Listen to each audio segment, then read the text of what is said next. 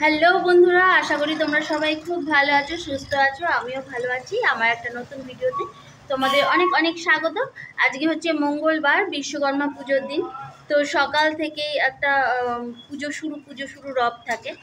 আর যেহেতু বিশ্বকর্মা পুজো, সেই জন্য একটা ঘুড়ি ওড়ানোরও ব্যাপার আছে। আর আমার ছেলের যেহেতু ঘুড়ির নেশা, তো সেই জন্য ঘুড়ির অ্যারেঞ্জমেন্ট হয়েছে। এ দেখো, সুতো, এই এতগুলো ঘুড়ি এসেছে। কিন্তু এগুলো সব আজকে থাকলেই হয়, মানে আজকের দিনটাও কাভার হবে কিনা আমি ঠিক জানি না। কারণ নিমিষের মধ্যে ঘুড়ি কোথায় কি চলে যায় বুঝতে পারি না, ঘুড়িগুলো ভালো করে ওরা দেখতে পাই না। তবে ওই যে আনন্দ, সেই জন্য ওর বাবা এনে দিয়েছে লাটাই, ঘুড়ি, সুতো। এবার সারা দিন ধরে ওই নিয়ে পড়ে থাকবে।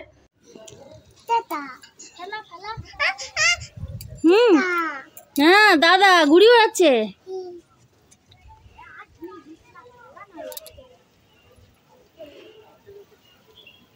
কই ঘুড়ি তো চোখে পড়ছে না।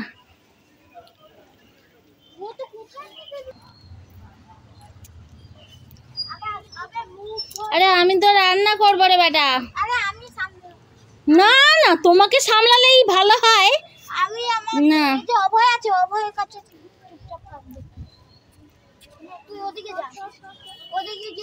আরে ছাদে রোদ না, এইখানটুকুনি একটু ছায়া আছে, ও যেখানে বসে আছে।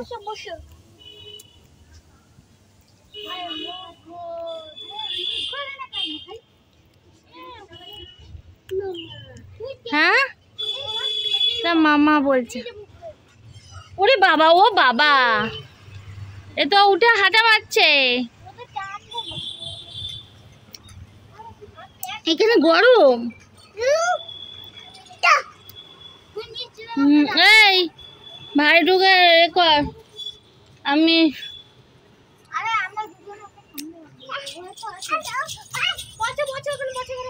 এখানে রোদ, এখানে বস, এখানটা বস, আরাম করে এখানটা বস। হ্যাঁ, এখানটা রোদ নেই।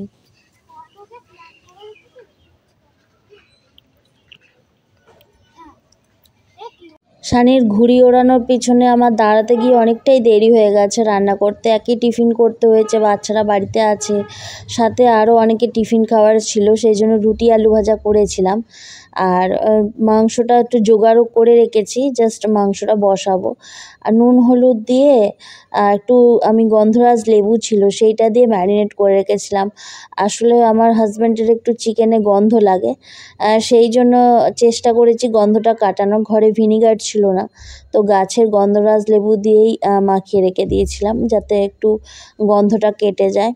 মাংসের আলুটা আমি সবসময় ভেজে তুলে রাখি, সেটা নুন হলুদ দিয়ে একটু লাল করে ভেজে তুলে রাখছি। এতে কি হয়, শেষের দিকে মাংসের আলুটা যদি দেওয়া হয় না, তো বেশ খেতে ভালো লাগে।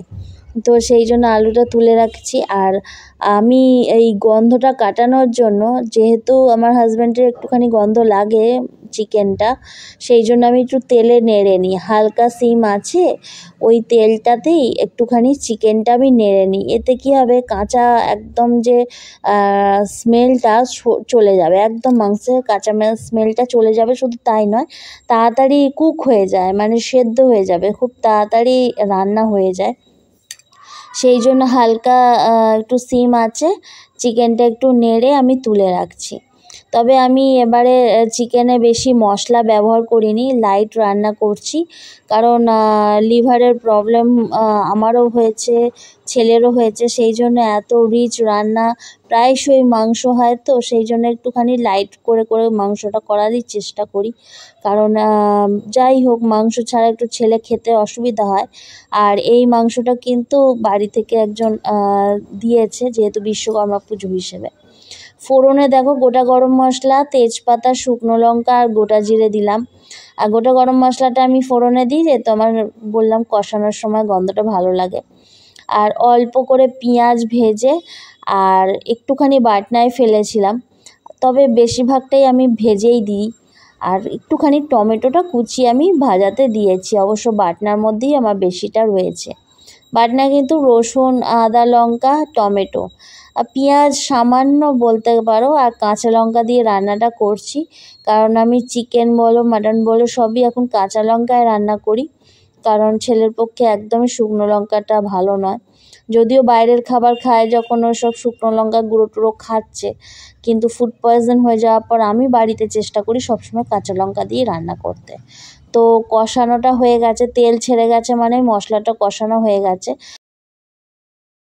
এবার জল দিয়ে দেবো, কারণ মোটামুটি সব কমপ্লিট, আর কষানোর প্রয়োজন নেই।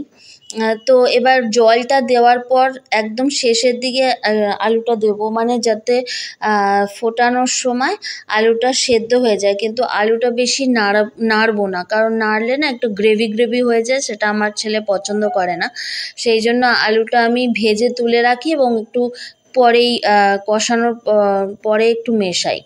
তো এটা আমি প্রত্যেকবারই সেই সিস্টেমেই করি। তো রান্নাটা যাই হোক হয়ে এসেছে, আর আমি বেশি কিছু রান্না করছি না আজকে। তো ছাদে যাব, একটা গাছের ডাল পুঁতবো। কে যেন ফুল পাড়তে গিয়ে একটা গাছের ডাল ভেঙে উঠোনে রেখে দিয়ে গেছে। তা ভাবলাম চলো এটাকে ওয়েস্ট না করে এটাকে পুঁতে ফেলাই ভালো, কারণ এখন যা বৃষ্টি পড়ছে, আমি যদি গাছের ডাল পুঁতি মোটামুটি দাঁড়িয়ে যাবে। তো সেই জন্য ভাবলাম ছাদে এই টবটা ফাঁকা পড়ে আছে, এটাতেই পুঁতে দিই। তো ভিডিওটা ভালো লাগলে একটা লাইক করে দিও, আর চ্যানেলটাকে সাবস্ক্রাইব করে পাশে থেকো। আর যারা ফেসবুক থেকে দেখছো, তা প্লিজ আমার পেজটাকে ফলো করো, সাপোর্ট করো, আর ভালো থেকো। দেখা হবে আবার আগামী ভিডিওতে। ততক্ষণের জন্য টাটা।